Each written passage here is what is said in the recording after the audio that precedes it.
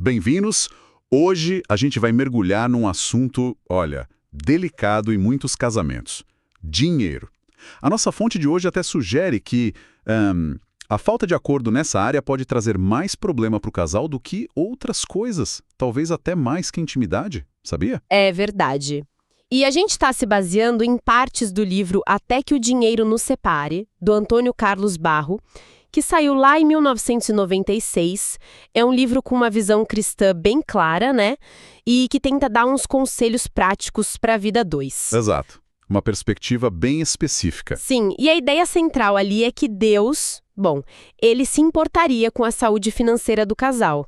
Que, tipo assim, se o casal tá livre de dívida, sabe? Sem aquela pressão de promissória, cheque especial, eles teriam mais liberdade, mais alegria para viver a fé.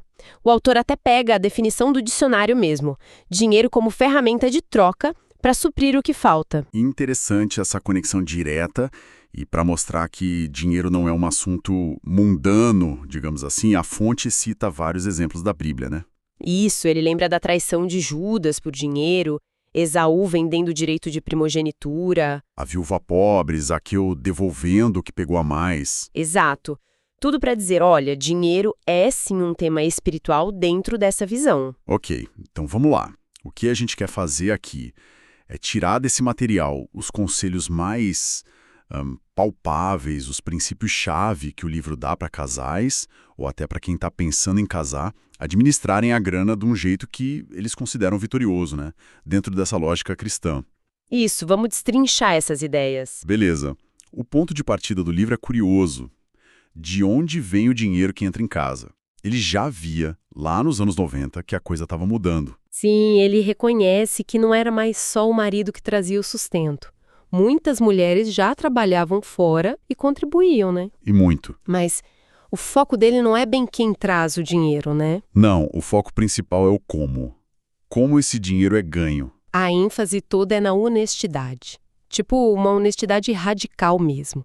O dinheiro tem que vir de um trabalho lícito, um trabalho que, para ele, honra a Deus. Ele pega pesado com a ideia de ganhar dinheiro de forma duvidosa, digamos. Muito. Ele critica quem faz negócio esquisito e depois acha que pode limpar o dinheiro dando uma oferta grande na igreja, sabe? Como se a igreja fosse uma agência de lavagem. Para ele, a bênção financeira está ligada ao trabalho digno, ao suor do rosto mesmo. E ele vai longe nisso, né? Chega a falar para a pessoa recusar emprego se tiver que fazer coisa errada. Sim, mesmo que custe o emprego. A base é a confiança de que Deus vai prover. Aquela ideia de que maior é aquele que está em nós, né?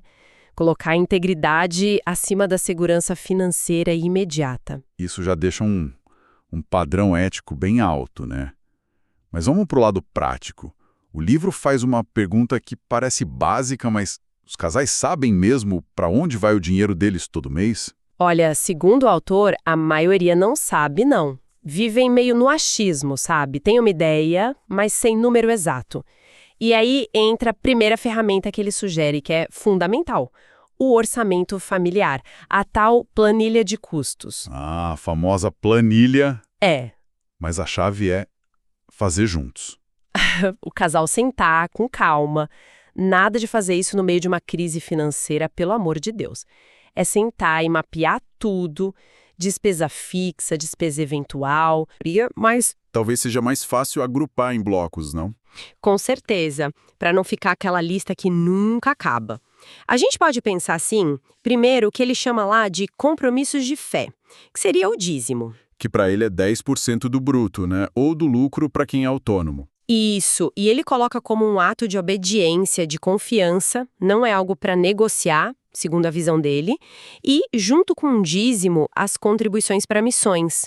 Uma porcentagem definida que o casal decide dar, como um investimento mesmo. Ele até cita Malaquias, dizendo que reter o dízimo seria como fechar as janelas do céu. Então essa é a prioridade número 1 na visão do livro, o espiritual financeiro. E depois disso? Aí vem as necessidades básicas, o essencial: moradia. Ele até sugere planejar a casa própria, porque aluguel seria dinheiro que não volta, né? A alimentação. Com aquela dica clássica de fazer lista para o supermercado, para não comprar por impulso. Exato. Contas de água, luz, gás. Ele dá umas dicas de economia, tipo passar roupa tudo de uma vez, cozinhar mais e congelar. Transporte também, tentar racionalizar o uso do carro, agrupar tarefas na rua. O foco aqui é planejar e usar os recursos com consciência. Faz sentido.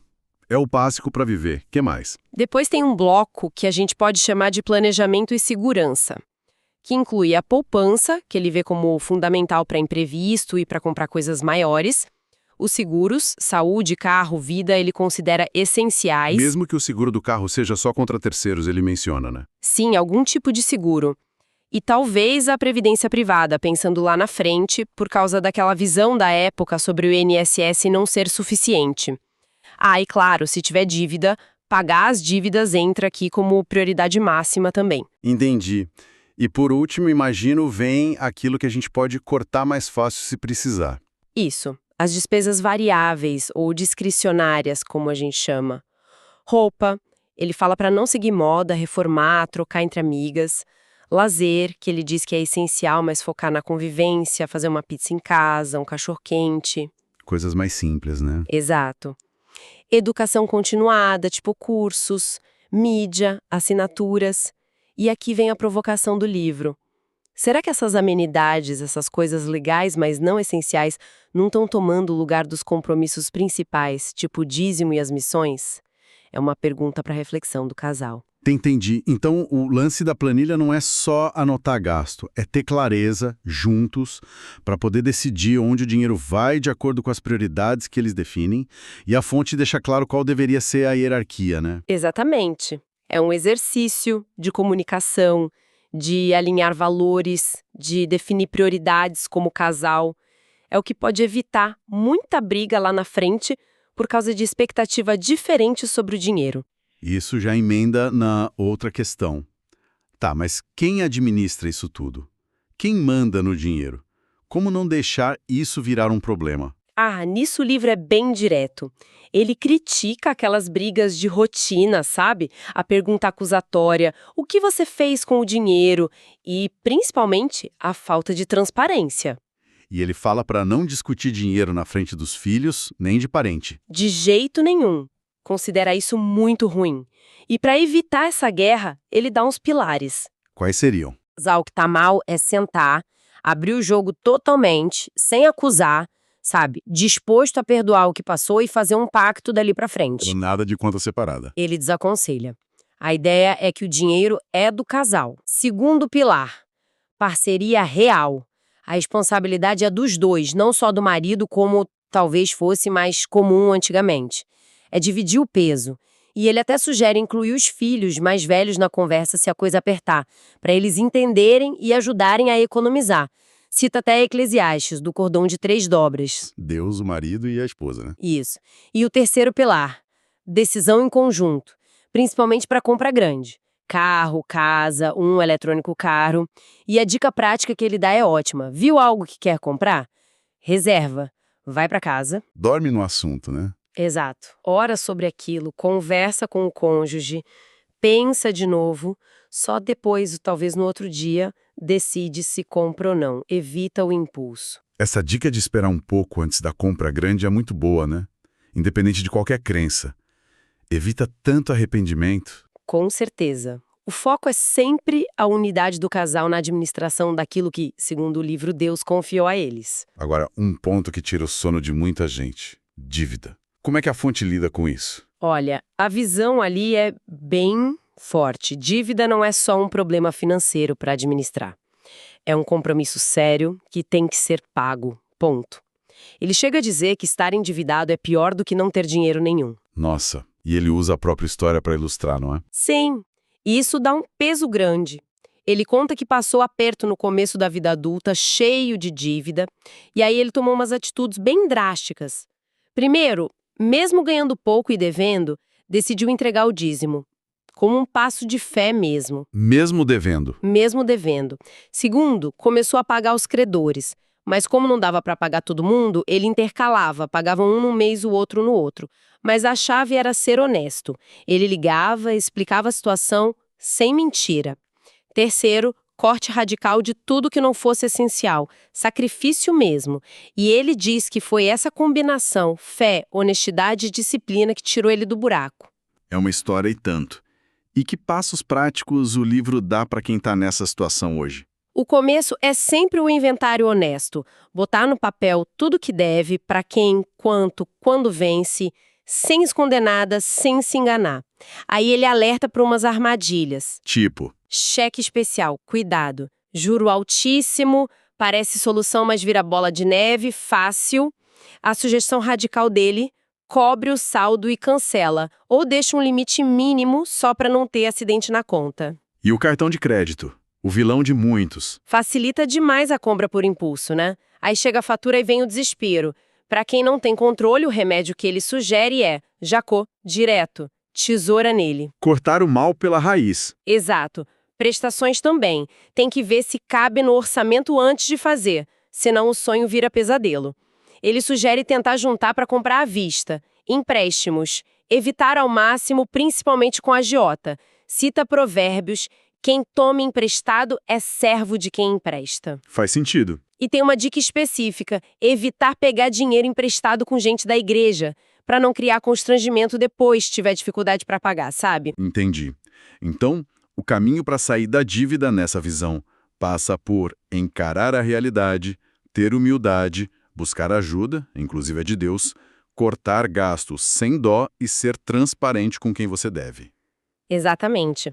É um processo que ele descreve quase como uma libertação mesmo, não só financeira, mas espiritual também. A gente já falou do dízimo lá no orçamento, mas o livro volta nesse assunto de dízimos e ofertas, né? Com que foco? Sim, ele traz o conceito de mordomia cristã, que, segundo ele, estava meio fora de moda na época.